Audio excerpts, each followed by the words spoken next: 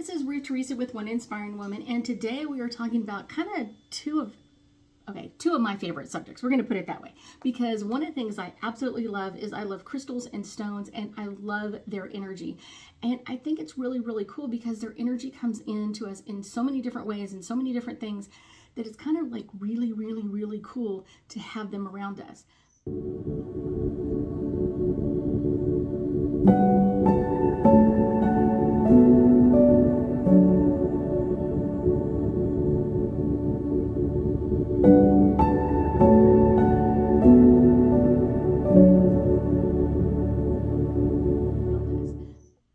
What would you do if I told you just putting a few stones that you carry with you, maybe in a bracelet, maybe in an anklet, maybe on a ring, maybe around your neck, and if you put some stones in these areas or certain areas of your house, you could increase your abundance? What would you do? I know what I would be doing. I'd be sitting here watching this video and going like, let me take notes. This is amazing. So let's get started. So really kind of one of the fun things about this is kind of some of these stones I have already been in practice using in different places. And some of them, like, I didn't even know they were, like they talk about abundance in the book or something like that. And it's kind of like, it may be not important. But I will say a couple of these I've tried myself and I have noticed differences. So I'm kind of like, interesting. So kind of the best way to do it is kind of like everybody has like this, almost this love-hate relationship with money. Did you know that? So a lot of times, like, people have like this energy with money of like, of course everybody wants money because it's powerful. You can buy things with it. If you have some money, you might be able to buy a shirt or a pair of pants. If you have a lot more money, you might be able to buy a whole wardrobe. If you have more and more and more money, maybe you could buy a car or a house or property, whatever it is. Money really equals power. But that's where we kind of get into the not so crazy, weird part about things, is really how our parents taught us. Usually how they dealt with money is how we're going to deal with money until we make some amazing choices of going like, oh my gosh, my parents didn't know what they were doing with money and I'm going to learn more. Or it's one of those, they had a pretty healthy relationship with money and I'm just going to improve on that. So once we make some choices of like, yeah, we're going to do this a little bit differently, it's going to change things. And it can really go, if you kind of grew up a little bit, money wasn't a big deal or money was hard at times, it's one of those, it kind of just changes how you deal with money. And I think that's kind of the interesting part for most people, is that we do have times in our life where we had maybe a little bit more money or things were a little bit easier, and then we may have had times where money's not coming as easy or it's not flowing as easily as everybody would like. And then thinking about that, it's like, what are your goals for money? Like, what is enough money? And I know for many years, I would ask my kids' friends, like, what do you think is a lot of money? And they'd be like, $1 million. Well, now if we said $1 million, we'd be like, you need more. You need more. You need more. To be able to afford what you want, you need a lot more than that. So it's kind of like, what is that number for you? So really thinking about that, like, what is the number that would be like, I can sit back and relax and kind of think about things differently. So kind of think about that, like, what is your number? What is your abundance number? If you had a certain amount of money, what would make you feel comfortable? Would you be comfortable with $100,000 in the bank or $1 million in the bank? Or would you be comfortable with, 5 million or 2 million or 100 million? Like, what is that number for you? Because one of the things, I was talking to someone the other day and I thought this was really interesting. He was like, well, if you save up $1 million and you spend $1, you're not a millionaire anymore. And I'm just thinking, like, that's very limiting ideas, very limiting outcome on money. Because what you're telling money is like, just because you're short one thing, I'm not interested in you at all.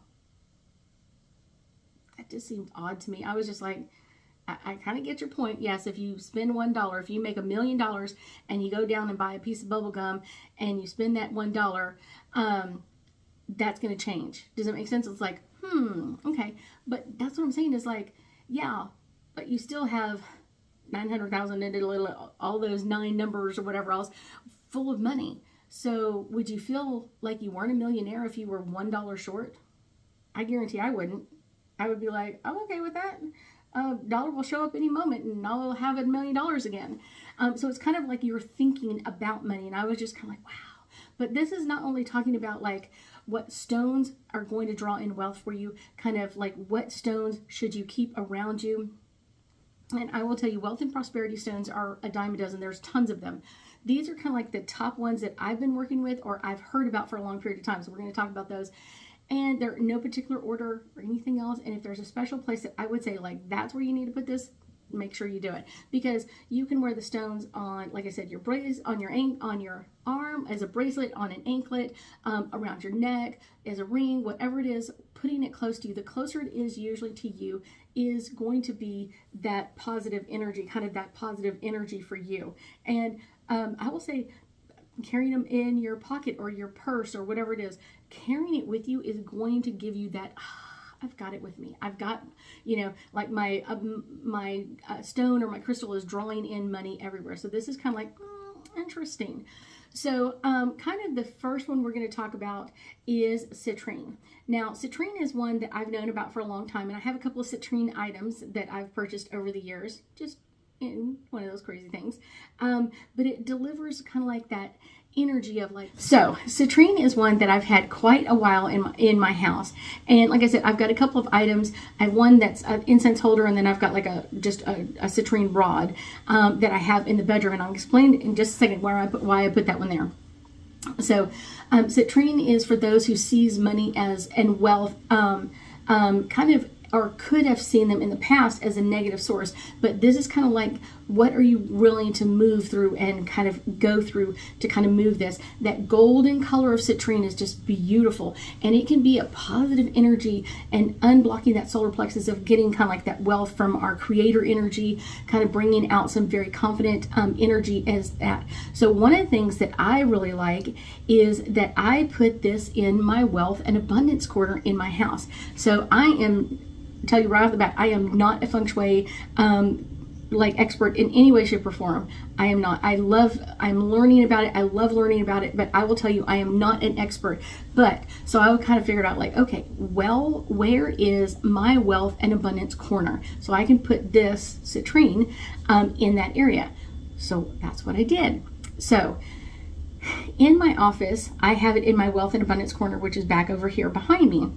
So that's where my incense holder is, and I burn incense literally every day, if not whenever I have clients in, or when I have a class, or when I'm doing, even if I have something online, I'm using that incense holder quite often. And I also kind of keep it clean. So it's one of those, and I'm not a cleansy person.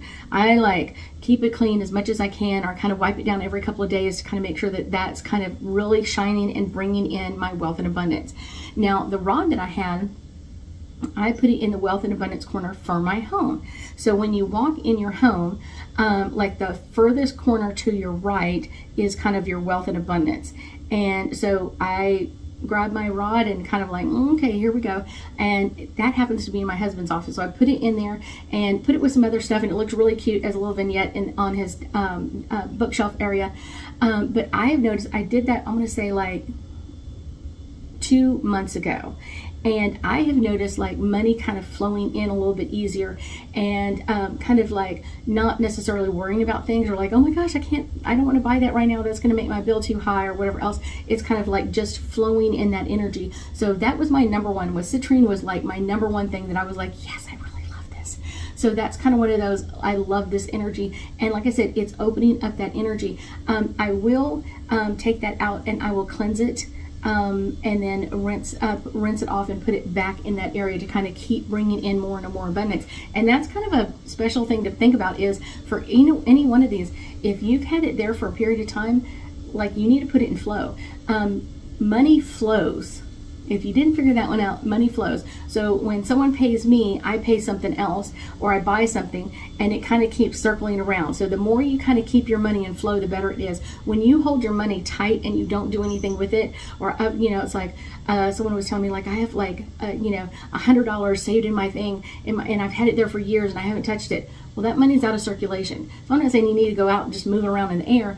It's one of those, take a 20 out, put another 20 in. So it's kind of getting that constant reflow of energy.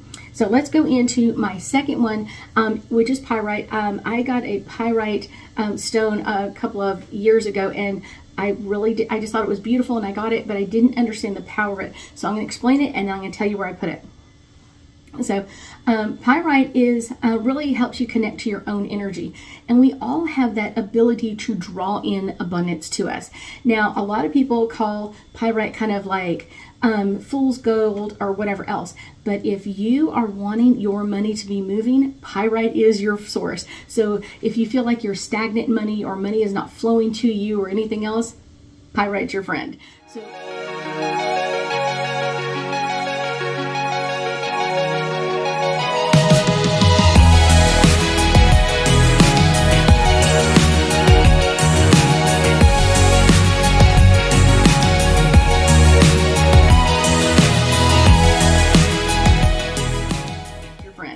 So get out there and get some pyrite in that area. And it also brings a lot of good luck and power. And I think really why pyrite has like this flow of abundance, because when people would find fool's gold, and they didn't know at the time it was fool's gold, they thought it was gold. And so they started packing it up and they would carry it into town, and they would like show it to the banker or gemologist or whatever else, and they'd be like, oh, this is fool's gold, this is not worth anything, and they would just dump it. So pyrite is kind of one of those stones that's kind of used to being moved in bulk and moving around, and it loves to be in that flow of energy. So I will tell you that kind of one of the fun things is with pyrite, you're going to feel lucky and you're going to feel lighter. You're going to feel like it, like if you walked up and found like this huge stone out in the middle of nowhere and it's this huge gold thing and you're like, oh my gosh, I found gold. Kind of think about that. That's kind of the luck that pyrite brings in, because it's gotten it from so many people. Clear your mind and don't be like worried about like all of those, like I don't have enough, things aren't going to work for me. Allowing that energy to flow around you is going to make things flow in your space. This is a great one to really understand, like what are the energies that you really want to flow around? What are the energies that you really, really choose to have flowing in your world? Okay, so really my next stone coming in is kind of really one that I really, really love. Now, I love quartz crystals. Now, I went last year, 2021. I went 2021 to Arkansas, and a friend of mine and I went to, that's the cats. I went to a quartz crystal mine, and we mined for a whole bunch of quartz crystals, and I love that energy. Now, one of the things I love about getting quartz crystal, if you go to Arkansas and you go to the mines, it's so much fun. It was a little warm that day, but we had a great time, and we came back with a lot of kind of amazing stones. Now, one of the amazing things that like you're not going to get anywhere else is most of the time when people buy a quartz crystal, it's been in a store or it's been in someone's home or it's been somewhere. And so people have been touching it and hanging on to it and all that kind of stuff. The crystals that I brought back, no one had touched. They were fresh out of the cave. It's one of those, like, that sort of thing. It was really, really fun. I really enjoyed it. But it's one of those, like, every crystal has, like, an amazing energy. Now, only my friend and myself touched those crystals during that time frame. We brought them home. We cleansed them. We cleared them. We cleaned them, all that kind of stuff. And we had a great time with that. And I will tell you, really kind of... quartz crystals really kind of helps you kind of set your intention, like sending out that energy, like I want this. What is it that you really, really desire in your life? And really have a good number in your head for you. That makes it a lot easier. If you are kind of like unsure of the amount of money that you want, make sure you get start with one really clear. And I would say kind of like do a couple of tests. It's one of those, if you really are like, well, I'm going to go for it all, Ruth. I'm going to ask for $1 million. If you think, wow, I can ask for $1 million. Yes, you can have $1 million. That's not a problem. But do you believe it? Do you believe you can get $1 million? If you can't, or that number's like, wow, that's a lot of money, Ruth. I can't deal with that.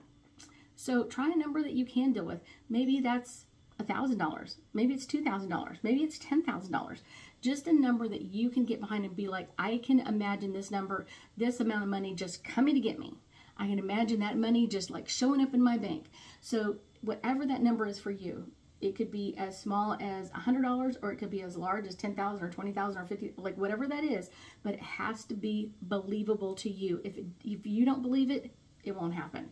So accessing the stones and kind of like setting your idea, setting that space for it, kind of like, this is the money I require. I require what X amount of dollars, whatever that is. Like I said, anywhere from like $100 to $1 million, like whatever you want. Make sure that that number is believable to you. If you don't believe you can have it, then there's no point in it. You're asking for something you can't get. So it's kind of like setting that intention, and that quartz crystal is going to radiate and amplify that energy, that intention that you're sending out of like, yes, I desire this amount of money. I desire to have this in my life. I desire this amount of money. But if you don't believe it, it's not going to happen. So it has to be a number. And I always say, like, if people are like, well, I need way more than $100, but I can believe $100, then start with $100. And then once you get the $100, say, okay, I can believe $100. What's the next number I can believe? Maybe that's 200, maybe it's 500, maybe it's 600. But right there, you've already like, I've proven myself I could do this. So what else can I do? Once I get that number, what else can I do? And that's the best way to put it. Kind of the perfect piece of quartz crystal, whatever that is putting that on wherever your wealth and abundance is, wearing it. I'm not wearing my quartz crystal today, but putting that on a necklace, or quartz crystal beads around your wrist, maybe even putting that around your ankle, and a couple of them around that. Anything that you can do to bring in quartz crystals, or just literally have quartz crystals with you. I have different ones, and then of course I've got a whole bunch, and so I have them in different places all over the place, and that just brings in that amount of money. That just kind of brings in that flow of abundance. To me, I'm not really requesting an amount of money. I'm more requesting abundance to be in flow around me, and I will see that. I will see things come together. I will see amounts of money kind of flow around me. So that's a really, really good one for us. So my next one that I really, really love is kind of adventuring. Now, I've had this stone for a while because it has some other properties that I really, really like. It's a very beautiful stone. I really love it for that, because it kind of can bring up that, like, that power of freedom, of being able to make new choices and that sort of thing. So I've used it for that for many, many years. I just wasn't sure about abundance with it. So I've had a couple of stones that I have had. A couple of them are in necklaces. Of course, I'm not wearing it today. But adventuring is really that, like, that heart healing crystal. So if you have dealt with like not enough money in the past, or not feeling like you are abundant or wealthy, any of that you can bring into you is going to restore that energy, and that adventuring is going to heal your heart with money. And kind of like, how do you feel about money? How do you really deep down feel about money? It's one of those, I've heard people tell me that they love money, or they want money, but at the same time, they don't want to touch it. They're like, oh, it's dirty. And I was like, you probably picked that thinking up from your mom and or parents as a child, and they're like, probably so, and everything else, because parents will say, don't put that in your mouth, it's dirty. Don't put that dollar bill in your mouth, it's dirty. And so then you get this idea that money is dirty, but you want the money, but then you want something that's dirty. So now you're making that conflict in yourself of like, wait, what? Why am I doing this? That's one of those, like, think about it, kind of like, think about it energies of like, it's something you want, but it's something you don't want. It's one of those all together. So then you end up having this, I love you, but I hate you. I love you, but I hate you kind of energy with money. And we want to change that money. Actually, I had a client that had a big issue with this. And as a child, she was one of those kids that like shoved everything in her mouth. And her mom would always like be yelling at her, like, don't put that in your mouth. It's dirty. It's nasty. It's blah, blah, blah, all that kind of stuff. So even to this day, she didn't like touching cash or anything else.